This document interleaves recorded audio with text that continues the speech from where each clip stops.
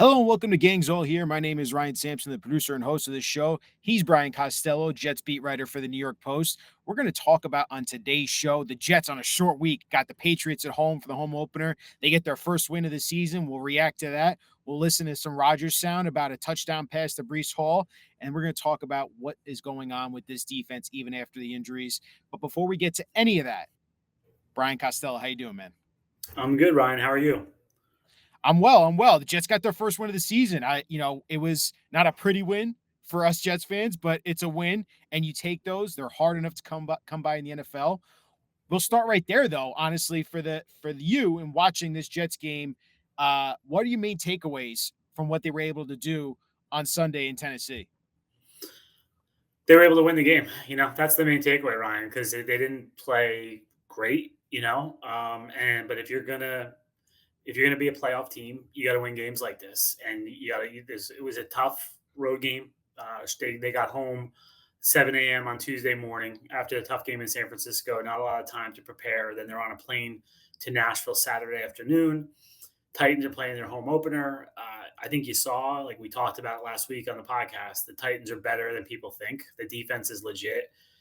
They just need a quarterback. That quarterback makes a lot of mistakes, but the Jets were able to take advantage of those mistakes and come away with a win. So that to me is the biggest takeaway of the whole day. And I think the other one is Aaron Rodgers related. Ryan is it.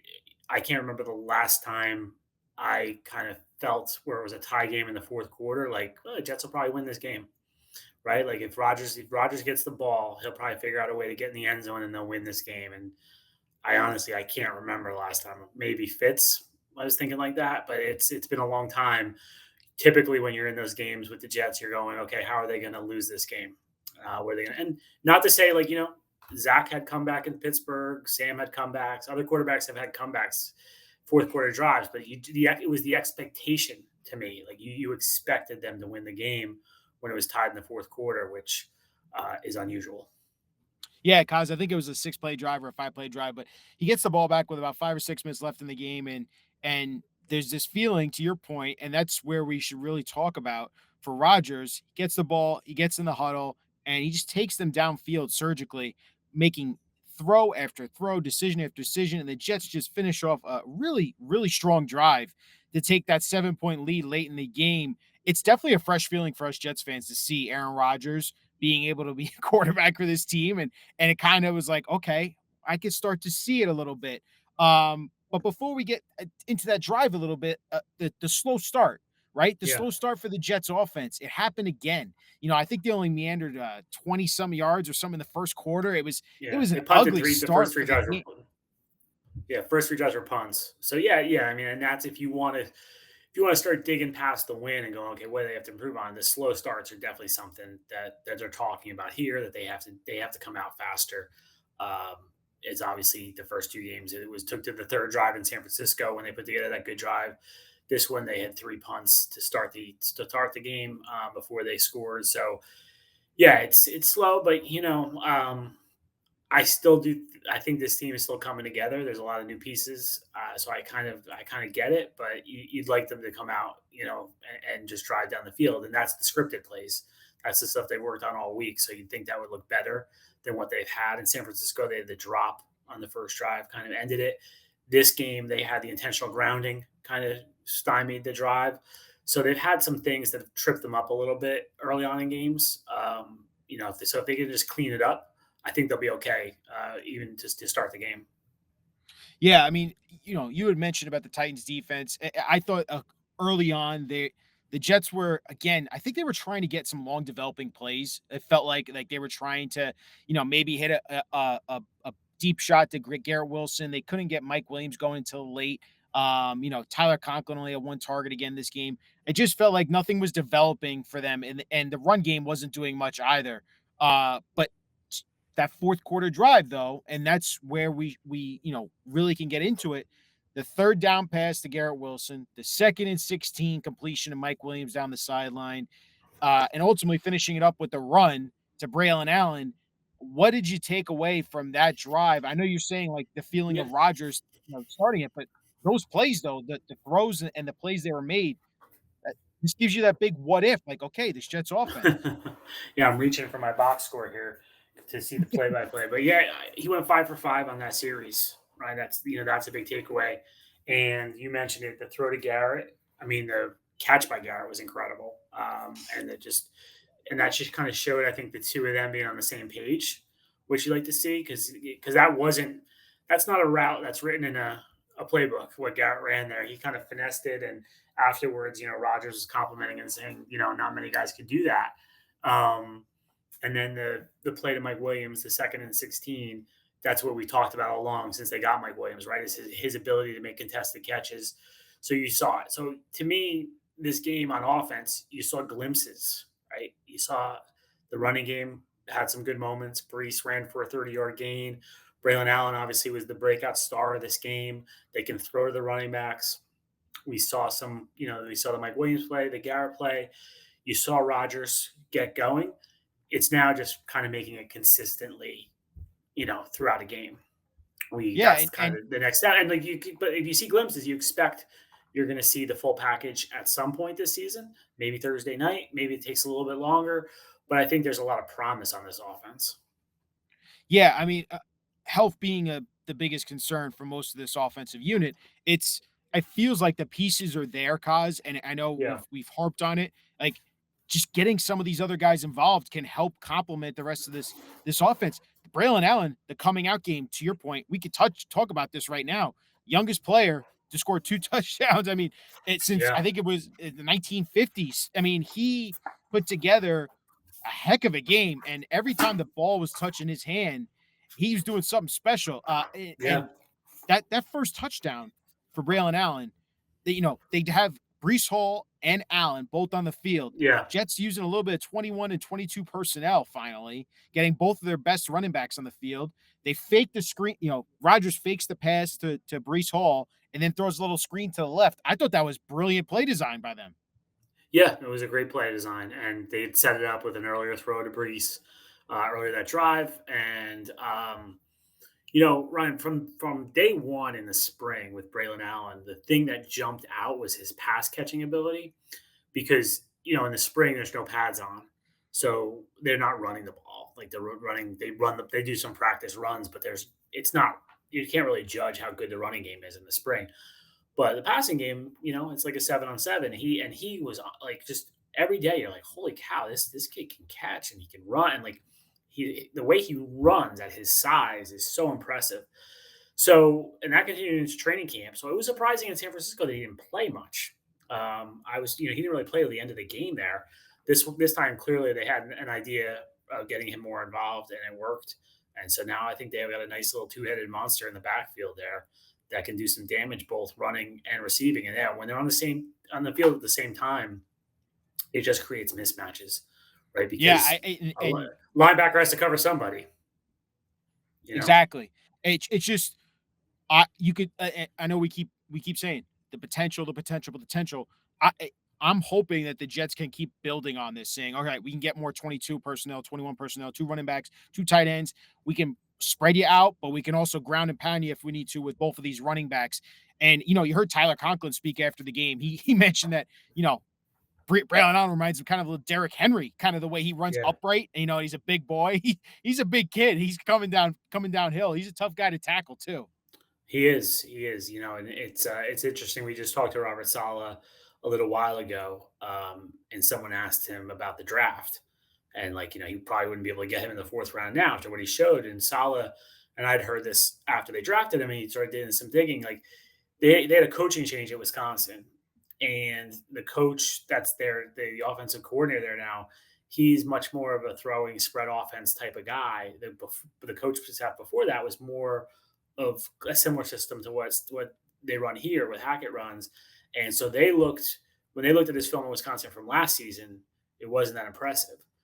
But if you go back 2 years, they're like he was just going crazy. He was just running over people, and they felt like if they could get him here in a more physical style offense than what they were running at Wisconsin currently, it would work. And so far it has. He looks like a very good draft pick. I mean, it's very early, but it's looking pretty good right now. No, it definitely is. Cause you mentioned the Mike Williams 2nd and 16. We got our one target. And it was a big Yeah, one. It was a it big one. was. We mentioned this on the pod last week. Can we get one target? It was a big one. Are they going to start to incorporate Mike Williams more into this offense? I know his snap increases are coming and progressing every single week, but Yeah. could we see him more part of this game plan of, hey, throw those 50-50 balls in those situations. Mike's going to go up there and get it. I don't know about game plan, Ryan. I think that's really up to Rodgers how much he wants to do how much he wants to do that and take the chances.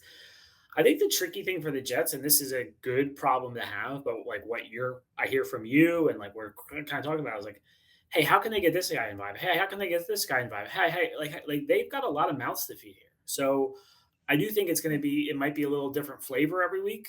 I don't know if this offense is going to have like the same blueprint every single week of how they're going to attack a game, which is again, that is a great problem to have if you've got guys that you're trying to get involved. But we've talked about the tight ends haven't really been involved. The running backs were this show this week. Mike Williams hasn't really been involved. Garrett, it's kind of come and gone. Like he's obviously had some really good moments. The drive in San Francisco, the three third downs, the third down in Tennessee was huge, but he hasn't scored a touchdown yet. Yep. So that's going to become a storyline at some point. And Yep. if Garrett doesn't score touchdowns, so I think they've got a lot of different avenues here to go down offensively, which is great for them. No, it is. It is. And you pointed out the tight ends as well. Obviously we'll love to see Mike Williams get more involved. It makes your offense if you can keep that variation up, it makes you a little more unpredictable and you can do more things in your offense. Uh you mentioned the tight ends. Rucker felt like a big miss there on that third in the Yeah, red zone. I wish. touchdown Yeah, I mean, you tell him to keep. I feel like Rodgers is going to be drilling him in the film room. Man, you got to run to that corner. corner. I'm Yeah, throwing you that ball. Like he flattened out on his route, and Rodgers threw a perfect ball. If he keeps running to that corner, it just feels like, hey man, we got to coach you up. We got to get you going. Run to that corner if you got that opportunity again. Yeah, and again, I think they're all learning each other still, and Rucker's a young player. He hasn't played a ton in his career so far, so I understand that they're going to have to be working on those things and getting the chemistry built up. And the other guy I didn't mention was Lazard. Ryan, Mm. obviously, he had a nice game in week one. I think he's going to have games where he's a big part of this offense because of the connection with Rodgers. So, yeah, a lot of mouths to feed on this offense right now. There is the other thing I saw with the offense, and I wanted to ask your opinion on this, cause is I was saying in the beginning, like it felt like the Jets were trying to get maybe some longer developing plays. Rodgers was sitting back there. You saw the intentional grounding. They were trying to get some play action passes going. They adjusted. They getting the ball quick out of his hand Yeah. towards later in the game. Like, hey man, like these plays not be available for you down the field. There was a one play I watched the film yesterday and I'm like, Rodgers missed Garrett Wilson on a play Wide action open. Yeah. bomb, Yeah, I bomb. saw that. I saw that live from the press box. Like it was clear he was wide open. And the weird part was, right, I thought Rodgers was looking at him because Yeah, it looked like his eyes were on him. I think we'll talk to Rodgers today. I'll probably get asked about that play. Um, but yeah, it was he early in the game. I didn't think he was seeing the field really well, and he looked skittish back there to me. Like he just didn't look like he wanted to throw deep. They had some chances, and he just wasn't really taking them. So I don't know what that was. And maybe, then and that's kind of where I was getting to here a little bit with you is like with the longer play developing plays, or maybe he's trying to scan the field. It feels like maybe Rodgers is still trying to get himself back to being Aaron Rodgers, if that makes sense, and like sense it a little bit, see the field better. This is again him only playing his second game in almost 600 days. So yeah, yeah, and I thought they gave him a lot of quick throws, which got him into a rhythm. That was smart. He was at his best when he was just taking two steps and throwing the ball. They had one to Lazard where I think it was like a 2nd and 9, something yep, like that, and he got the 9 yards. Those plays worked really really well. I know I listen to Chris Sims a lot. Like he has his podcast and his stuff for NBC. He does a good job with quarterbacks, and he's talked about Rodgers not really liking to take the shots down the field anymore. Like he doesn't take a lot of risk anymore, and that's why he ends up with 4 interceptions in a season. Because he's not taking those like risky throws. So it'll be interesting to watch all season how much he takes deep shots versus playing it a little more. I mean, look, he threw a 26-yard touchdown to Breeze, so he's right. not playing. I wouldn't say it's conservative. It's not He's not, conservative. No. but I think he's smart about taking the shots down the field. Yeah, no, definitely something I'm looking forward to seeing. And again, this offense is a work in progress. One other thing, a couple of things, Cos, with this offense before we turn over to the defense.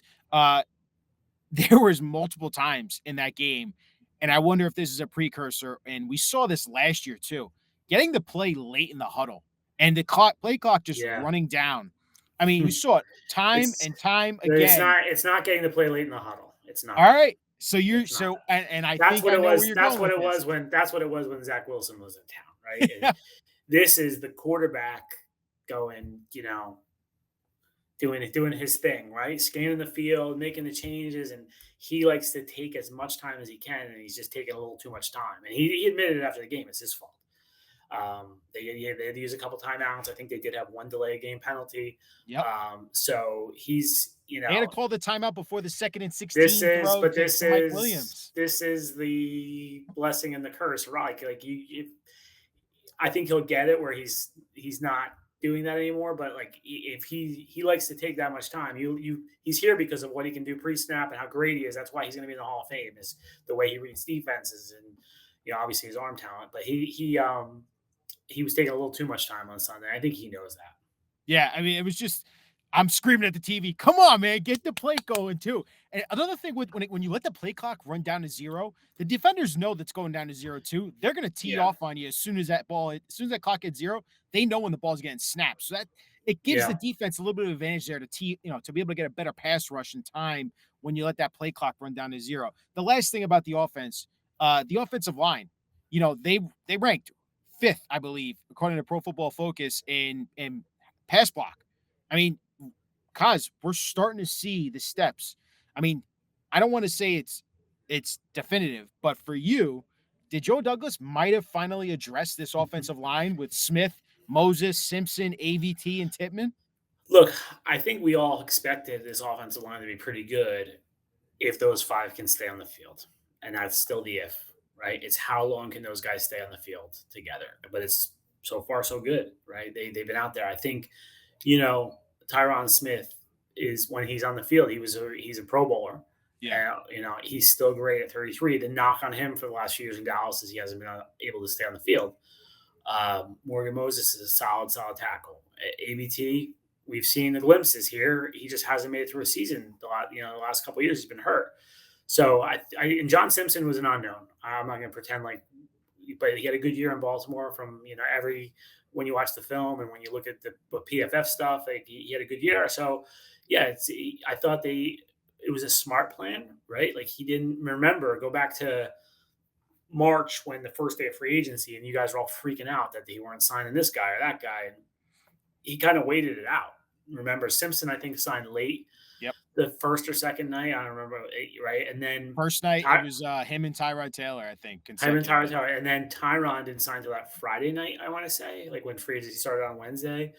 He came in, and then the Moses trade, obviously. So, I thought it was a smart approach by Joe without breaking the bank too. Like they're all on pretty reasonable contracts. Tyron's pretty much pay as you go, and so it's yeah. I think he did a good job. Now they just got to keep healthy, and then like you have Olu there too as part of this. If they do have one injury, you feel pretty good about him playing. No, I do feel good about him playing. And I do wonder, and I think did I ask you this? Could they possibly start putting Olu in as like a 6th offensive lineman? Start getting him some reps, go jumbo package maybe a couple times on some Maybe, runs. Get him maybe some reps. I haven't seen them do that really. I haven't seen them do that at all, and typically that's like a more of a veteran thing they do with the extra 10. And I'll say this about the reps, Ryan. Like if you pay attention to the injury report every week, Tyron's not practicing on Wednesday every week. So guess who the left tackle is in practice every week? So Yeah. Olu is getting a lot more reps than your typical backup tackle, right? Because most of the teams in the league, your left tackle practices on Wednesday. Here he doesn't, and so it's kind of a double bonus for them. They get to rest Tyron, who doesn't need the reps clearly, and they get this kid who needs them. They're getting him. He's in there with Aaron Rodgers. He's in there with John Simpson. He's getting the work. So I think for Olu, like he couldn't have gone to a better place. And I don't ever say that about the Jets, but this like as a draft pick coming here, it's the ideal situation because he doesn't have to play right away.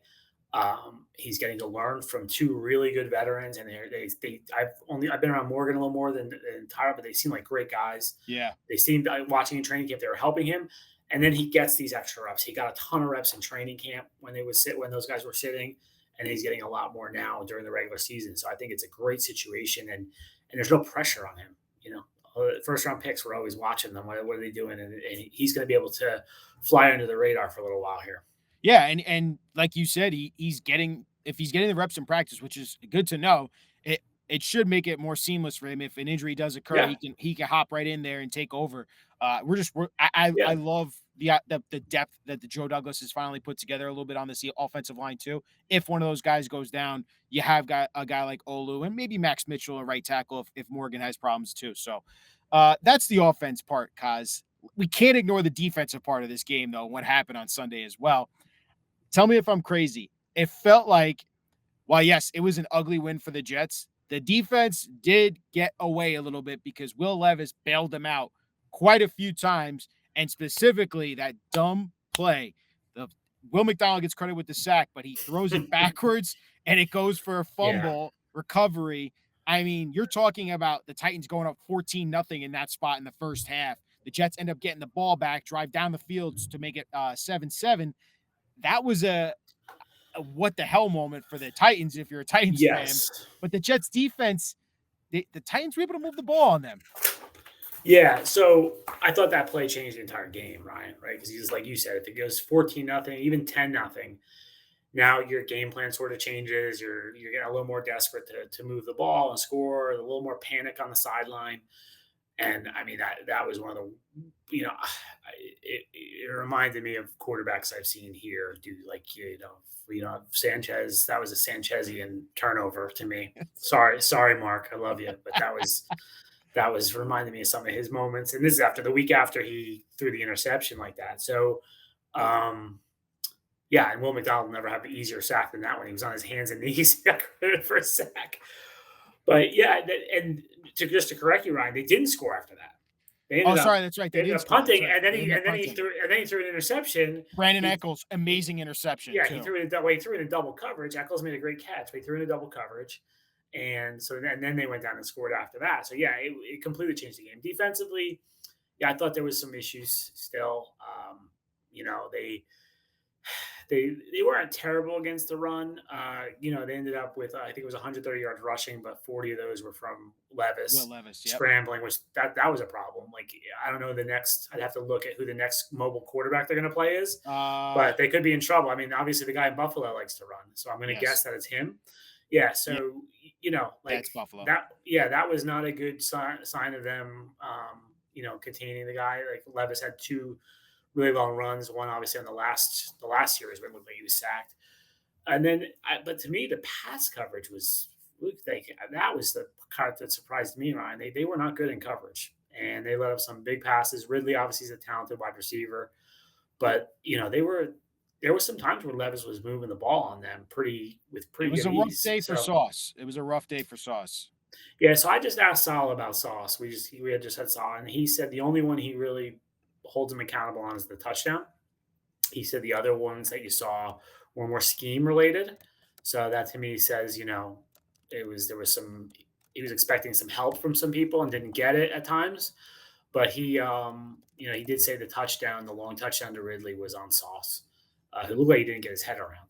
I Yeah. do think with Sauce too, we hold him to a high standard because he's played so well. So it was kind of like this with Reeves at point where if he gives up a few catches, you're like, oh my god, he played a terrible game because that's the standard we're used to I with him. wouldn't say terrible. I just think it was a day like everyone, like you say, every great player has a game like this where it's, you give up a few big catches and it happens. Yeah, Uh, and I'm then, worried about I'm worried about safety play for them. yeah, I thought some of the stuff like Chuck Clark. I think he had two terrible penalties, and then he looked like he was late on the touchdown coming over to Ridley. That looked like that was probably supposed to be him coming over there. So I think Clark is a player to watch going forward. Can he play better? They just don't look cohesive defensively right now. It just doesn't look right yet. So we'll see if they could straighten it out going forward. But they're getting banged up, which is something, Ryan, like I talked about before. Like the Jets have, I think, everyone talks about the injuries, right? With the Jets, the injuries last year for the Jets have all been on offense. Yep. Nothing on The defense. defense has had incredible luck where they haven't really lost. They've lost some role players to injuries. Al Woods last year, Quentin Jefferson, but they didn't lose their stars. They didn't lose their core players. And now, they lost one for the season on Sunday, and it looks like, Michael Carter, I don't know if he's going to be himself for a while. Sounds like that he's going to be dealing with that ankle all season. And CJ with the toe, which is never a good injury, and DJ Reed didn't play. So they're getting a little banged up on defense.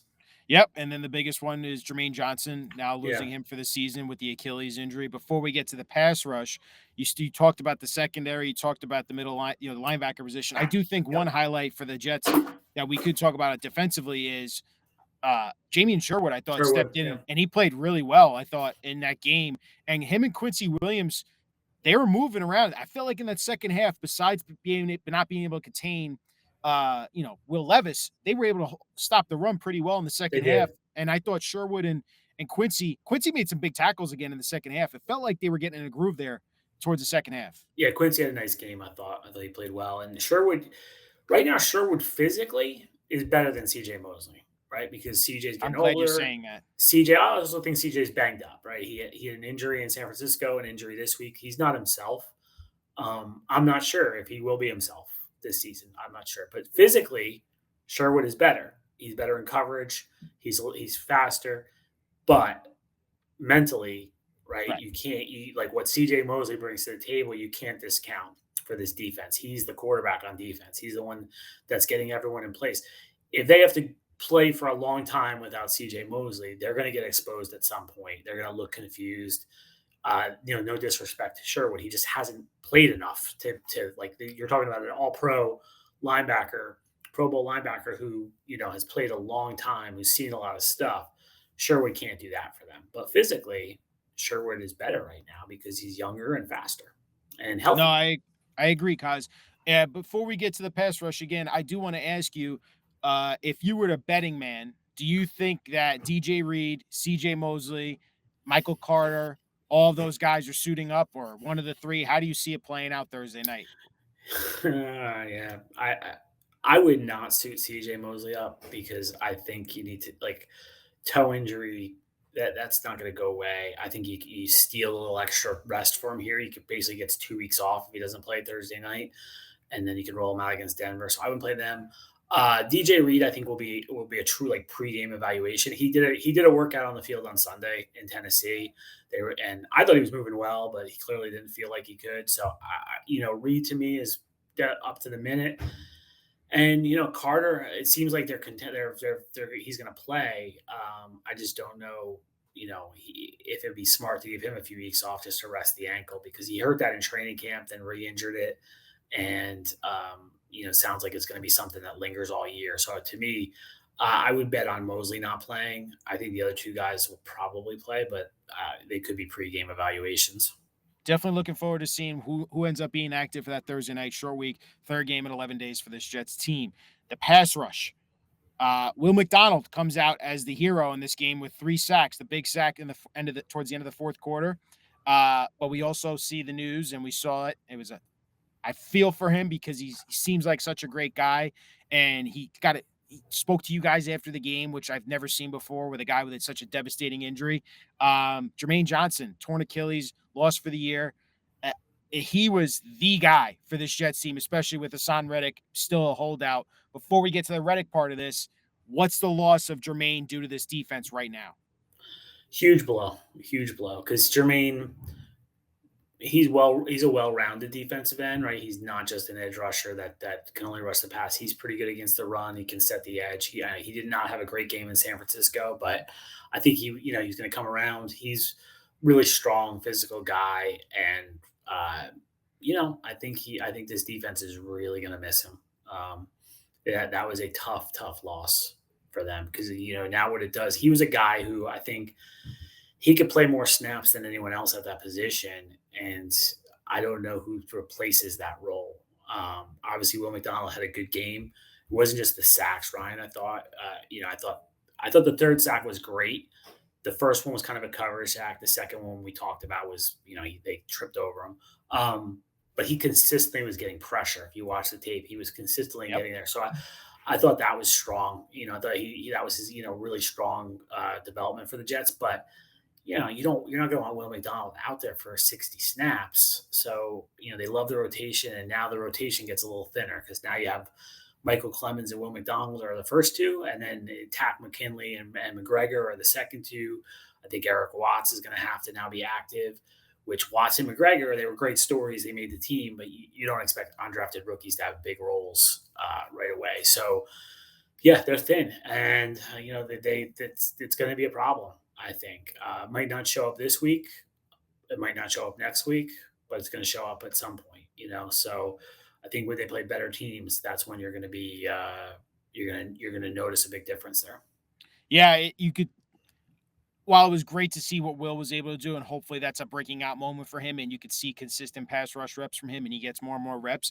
The Jermaine Johnson injury really, really put a damper on what the defense did on Sunday. I gotta ask you, Kaz, what the hell's going on? I mean, Reddick. I know it's the Jets are trying not to make it a story, but it is a story. It feels like the inside the building. It's like, listen, he'll show up when he'll show up. If he doesn't show up, he doesn't show up. We'll welcome with open arms. We heard what Salah said. We heard what Joe Douglas said. The Jermaine Johnson injury puts it feels like it puts the onus on the Jets. And here's my take. And I wanted to hear what you had to say about that. This this feels like another thing developing for Joe Douglas and a missed opportunity. It feels like the same thing that happened last year with Rodgers went down with the injury, right? You had the opportunity to go get backup quarterbacks even before the season started. You didn't address the backup quarterback position. You rode and said we're going to keep Zach Wilson to learn behind Rodgers. After the Rodgers injury, you didn't bring in a real backup at all. You didn't trade for one. You didn't go get one. You just didn't do it well, and you messed that up royally. And it feels like right now, with the way this Jets defense is struggling, and they're not getting, you're not getting great pass rush right now. You got a guy under contract. Go sign him. You're messing with this team in the one opportunity you have with Rodgers to actually win this year. Am I crazy to think this way? It's not crazy, but I guess I would say when you say go sign him, right? Go sign him to what? Are you going to give him a 4 year, $100 million I contract would with give him 60 million guaranteed? the Danielle Hunter contract, the 2 year 48 million. So What if he it's says? 20, What if he says no? I want 4 years. go 4 years. What do you have to lose? This is your last year as GM of this team. If Fine. you You don't make the can't. playoffs, You can't give a 30-year-old pass rusher a 4 year contract. Like you can't. Like if you're going to do that, you should have signed Bryce Huff. Like you're making it look like you look, and they weren't. You can't do that. So like I agree. There's more urgency, and I think I think they have to be spending a lot of time coming up with creative ideas around the clock. The Joe and his contract people, they need to throw a million ideas at this guy. And I think you got to come off of the we're not talking to him until he shows up thing. I think just throw that out the window. I think there has to be compromise on both sides here. And I think you have to tell Reddick, like, look, man, like we'll give you we'll give you X, whatever it is, 2 years. We'll give you a little, or even just, sweeten his deal for this year to 20, 22 million. So come in, get 15 sacks, and then, you know, get paid in March. Like they've got to convince him. And he has to see at some point that he's not helping himself by sitting out, because if he sits out the whole year, the Jets have his rights. He's 30 years old.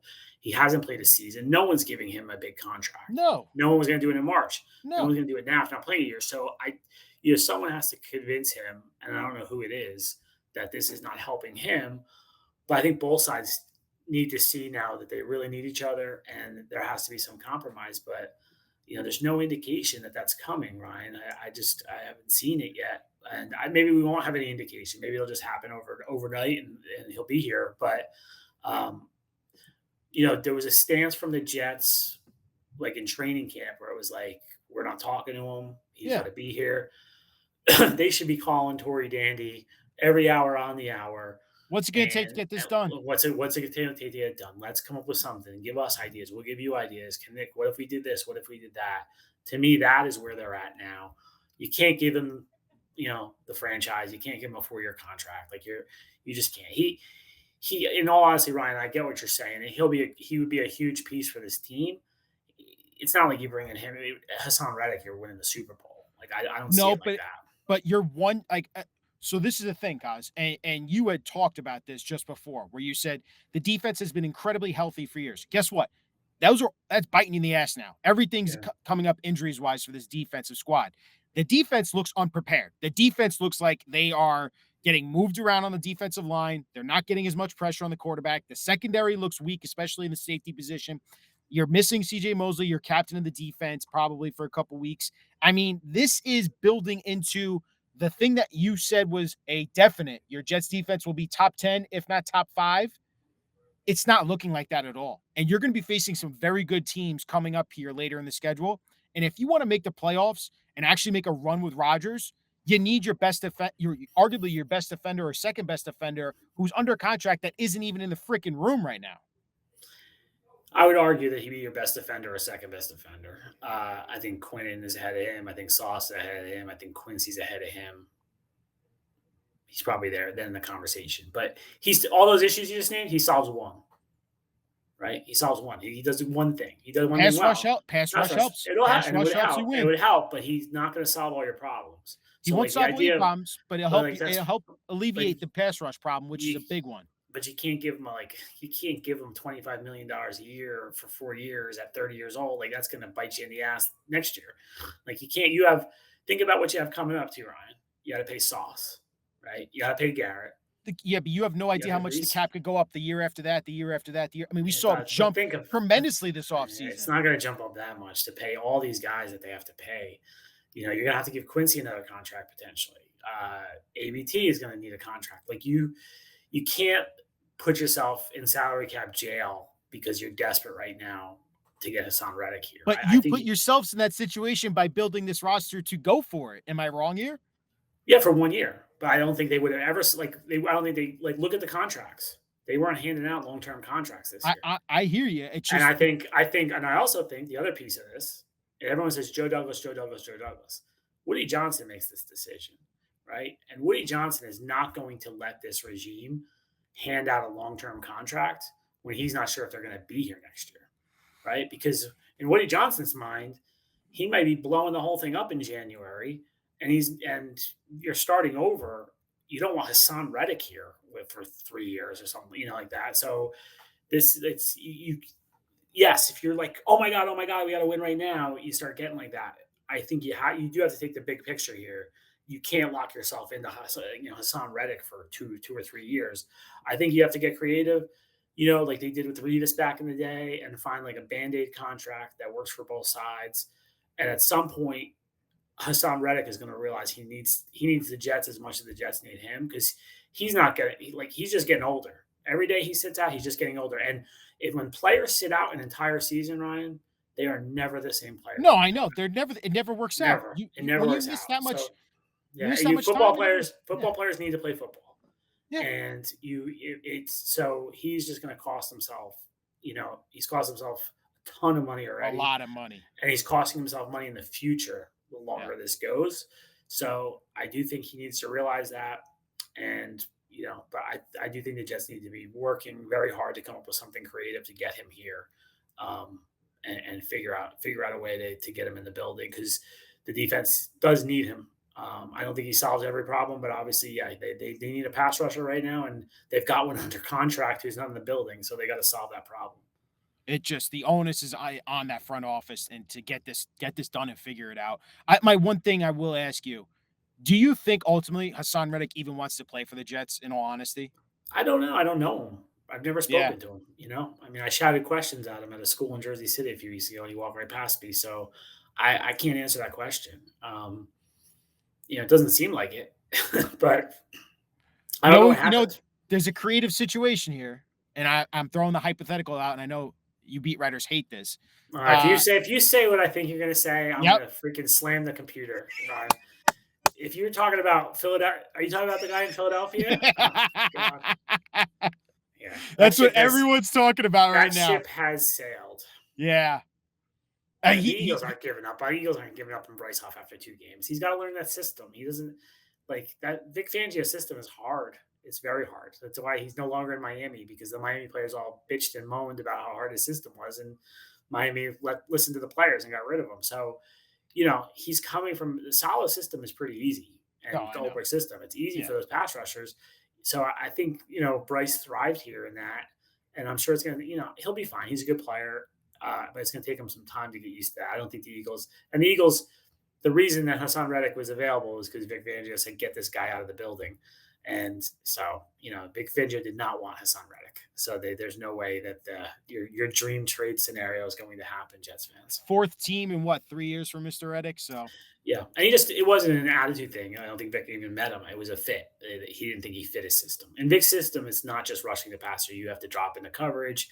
You've got a lot of different responsibilities that you don't as a defensive end, like in Salah's system, like a straight attack system. And so he didn't think Reddick really fit what he did. yeah, I mean, it was this situation is never going away until it finally gets resolved, and I don't think we know when it's ever going to happen, which is unfortunate. No one knows, people keep asking that. There's no way to know because it's really going to be when Reddick decides it's over. And unless you're talking to Reddick every day, you don't know that. And then to my read, no one is talking to Reddick, from the media. So I don't think we're going to have a warning. I think you're going to wake up one day and there's going to be somebody reporting that Haason Reddick has shown up to Florham Park and they've resolved it. And so, or that never comes. and then we're discussing trade options in February. Or you could trade him for Devontae Adams right before the trade deadline. That's Yeah, another one too. I've heard that one. I love that one. I gave my good friend Rich Cimini some grief about that because I heard he said that on his podcast. So let's play this out, Ryan. Go ahead. Let's play this out. Let me ask you some questions. Yeah. Why would the Raiders trade Devontae Adams? Give me the scenario where the Raiders if he's forcing his way out. Okay, there's no indication he's forcing his way out, right? No indication right now, but you know how if you watch the receiver. But like what would it have to be like they look pretty happy on Sunday. I saw them. What would he lobbied for Antonio Pierce? He got Antonio Pierce as his coach. Right. He seems very happy there. Like, yeah, So what would I'm talking from the Raiders' perspective, from the organization, what would have to happen to trade Devontae Adams? Like, what would your season look like? I mean, you'd have to have 1 or 2 wins on the season. You'd have to. Your offense looks meddling. You're now switching from Minshew. Either he gets hurt or he just isn't playing well. Your season's not going well, right? Your season's not going well. So you're probably thinking, okay, we're going to have to blow this up. Yep. And we're going to have to, rebuild this in the offseason. You're not going to want Haason Reddick for that situation. Like, you're not bringing in a veteran. You're not getting a veteran who wants a ton of money onto the team when that's the situation. Like, so, that's just not going to happen. They're going to want draft picks because that's what they're going to have to do in the offseason. Now, I saw ESPN did a thing where it was a 3-way trade. Like, maybe a 3-way trade would work somehow where Reddick is going to another team. The Raiders aren't going to want Haason Reddick. So maybe you could do that. But just think, like, another team is going to have to pay him now. And who's going to pay him? No one wanted to pay him in March. I know. That's how you end up with the Jets. So I don't think there's a team out there that's going to go, wait, you know what? Let's give him that $25 million a year because, look what he's done so far this season. It's been so great. Oh, wait, what did he do? Oh, he's demanded 2 trades in the last 8 months. Like, yeah, let's go pay that guy. That makes a lot of sense. So, yeah, I'm not writing off a Devontae Adams trade this season, but I do not believe Haason Reddick will be part of it unless it's a 3-way trade.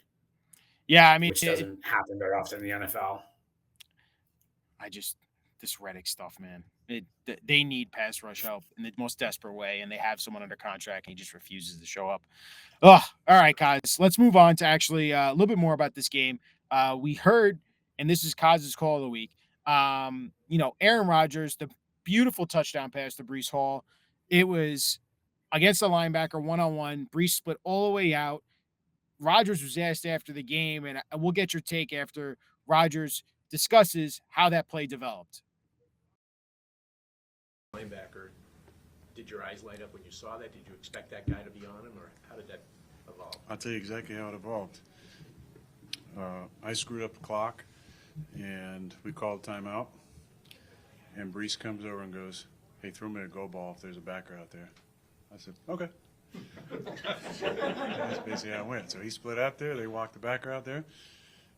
And I dropped back and looked inside for a second. And by the time I looked to him, he was 3 or 4 yards past him. I kind of didn't throw the best ball, but even a nice catch. Kaz, I mean, that's pretty cool. Brees came in the huddle and said, throw me a go ball. I mean, what do you make, man? This connection's already taken form here. It's cool, but I also think, Ryan, this speaks to the value of Rodgers in terms of if you're a quarterback who's in your first year, second year, third year, like the coach is going to kill you if you're like if you do that and you come over and go, oh, he told me if a linebacker lined up, I'm just throw it down the field 30 yards. Like, think about it. Think about that. Think about how coaches, how controlling they are of everything. And if a quarterback did that, but Rodgers has the cachet where, like, okay, go ahead, because it worked. Obviously, worked. But that's another part of this Rodgers thing that's just amazing to watch. Is just he's able to call the offense the way he wants it, and no one's going to say boo to him because he's won 4 MVPs.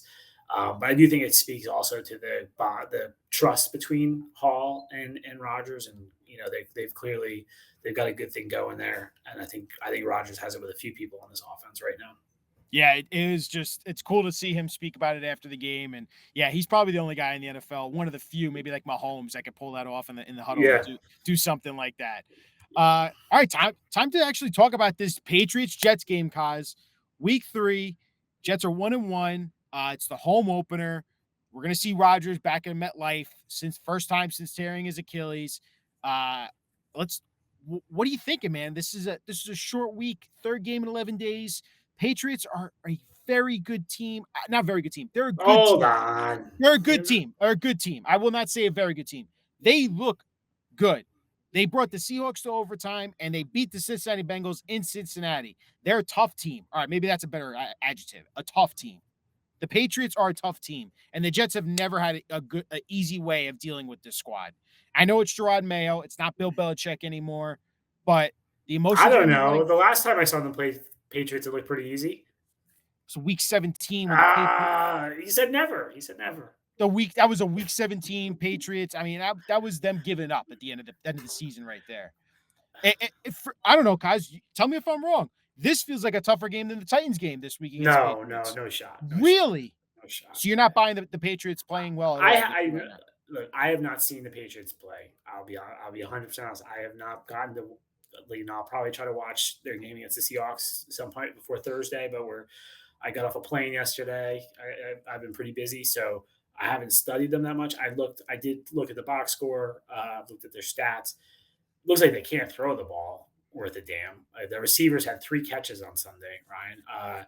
Tight end Hunter Henry was good, though. Hunter Henry is good. They obviously they look like they have a pretty good running game with Stevenson and Gibson. Gino had a big game, looked like to me. He had 327 yards, I think, right? So, I think the Titans are a good team. I think the Titans are the Jets from like last year or 2 years ago, where they need a quarterback. They're a good team. They just don't have a quarterback. So this, to me, I think the Patriots are getting a little puffed up from the first 2 weeks. So I think the Jets should go out there and handle their business Thursday night against this team. Wow. For me, this doesn't feel like a gimme game for me as a Jets fan. Maybe it's just because I've been tormented my entire life by the Patriots and watching them destroy the Jets every single week and every single year. For me, at Gerard Mayo, first-time head coach for him. The defense is still stout. They have a stud corner in Gonzalez. He's going to be facing up against Garrett Wilson. We haven't seen Garrett Wilson in the explosion game yet, so I don't know if we're going to get that this week. The big thing for me, too, is the Patriots are good against the run. I mean, they allow the 3rd lowest opponent's yard per rush in the NFL, 3.3 yards. They're 6th in NFL pass rusher win rate. So there's a couple things here with this defense. They're going to try and stop the Jets' run and force Aaron Rodgers to beat them. If the Jets are the Jets that they think they are, right, they should go out and pound this team. We saw them there. I think what they did Sunday was awesome for them long term. Winning an ugly game on the road was cool, right? It's time now to show what you can do. This thing should be firing on all cylinders offensively Thursday night. Let's see it. I'm not talking about 45 points or anything like that. I don't think that's going to happen. But let's see them I think this should be a game that they control from start to finish. Let's put it that way, Ryan. All right. Kaz is saying this is going to be a. All right. They're saying the Jets should handle their business. You look So stunned. You look stunned. I'm stunned because, for me, again, when I see a Patriots squad take a This pretty isn't good the steal, this isn't the Patriots of old, though. I think you're saying that because of Belichick gone and now they drafted a quarterback and Jacoby Brissett's a quarterback and they don't have the. And they haven't been the Patriots in a while, No, right? I know Brady, that. but yeah, It- when Brady left, they were no longer the Patriots of old. Maybe because this is like removing the Band-Aid a little bit for me. And I think what we're going to see here this week is Rodgers is going to show all of us Jets fans that, hey, it's me. It's not He's Zach gonna Wilson. He is going to be so fired up for this game, right? I know. Home That's what I was going opener, to ask you. For Back him at to be home. MetLife. He knows He heard all the Patriots talk last year. He's heard about it since he's been here. He's going to be fired up for this one. I think I'd be shocked if he did not have a big game in this one. Yeah, I mean, this is one thing I wanted to ask you too. Does he run out of the tunnel with an American flag again? No. No? No. Jets Don't flag do it. instead? Don't do it. No flag. Just run out of the tunnel. I would introduce the defense if I was the Jets. There's no way they're doing that. It's the home opener. It's Introduce the Aaron defense. Rodgers. Introduce the defense. Just don't even tempt the gods. Just introduce the defense. Please, God. The place will be loud. The place will be loud when they introduce Sauce Gardner. Don't worry. Oh, no. They're going to want to see Aaron Rodgers run out of that tunnel. You know that.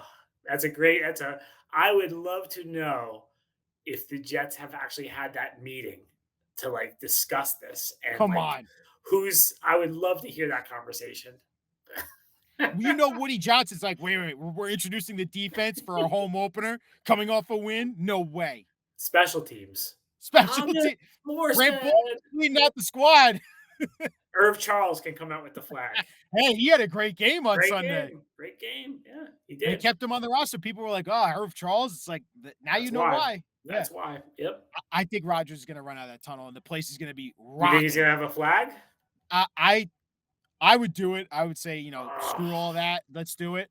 Maybe he doesn't, but he probably won't have the American flag, though, because it's not 9/11. It's not 9/11, yeah. Right. So I think he might run out with a Jets flag and be like, let's go. And the crowd's going to be going insane. And he's going to have, there goes my hero, just like he did in that, the mic'd up with Quincy Williams about his run out song or walk up song if he had one.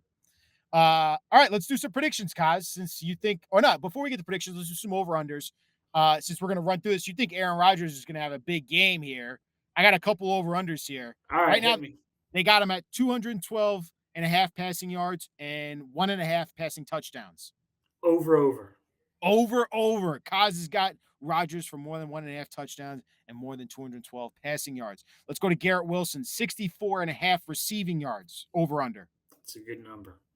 I'll go over. He would go over. That'd be the first time he'd hit that mark all season. He has not gone over 60 yards this season. He had 60 against the 49ers in week 1. Breece Hall. This week he had 57 something? 57, I believe. Yeah. Let's go to Breece Hall. Over under 67.5 rushing yards against what I think is a good run defense of the Patriots. What do you have? He had 62 last week, huh? I'll go under 67.5.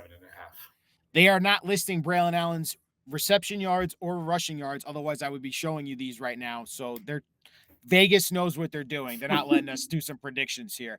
Finally, Jacoby Brissett. We got 166.5 pass yards. You had talked about this Jets secondary struggle last week. Does he get over 166 half passing yards?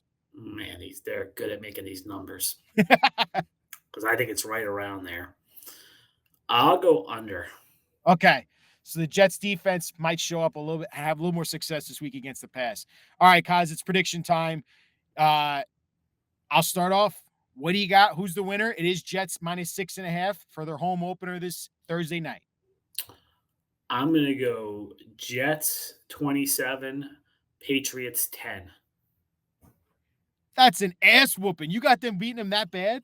Yeah, I did. Like I said, I think this is one they control from start to finish. I wish I had that kind of confidence to say that about this Jets team right now. It was an ugly win. I'm going to say Jets 24, Patriots 17, another repeat of The last same week. score as last week? I think I was pretty close last week. I was pretty sure I had 24-17 last week too, or No, you had 24-20. 20. You had 20-17. You reversed me last 2017. week because I I had was close. 2017 Titans, and yeah, we both Yeah. had a shot in the fourth quarter at the direct hit. But yeah, I think this one will be a close one again. Touchdown game. I think Jets pull this one out again. It's not.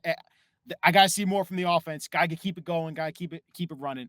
Kaz, you're the man. Thank you for doing this as always. This is Gangs All Here. Jets fans, if you're watching this, hit that like, hit that subscribe button to the New York Post Sports YouTube channel. We're going to be doing this post-game show as well with Frankie Vidariti right after the game on Thursday night. And we're always going to be doing this with Kaz, breaking down what we saw and previewing that game coming up. Kaz, enjoy the game Thursday night, man. You too, Ryan. Talk to you soon. Thanks, man.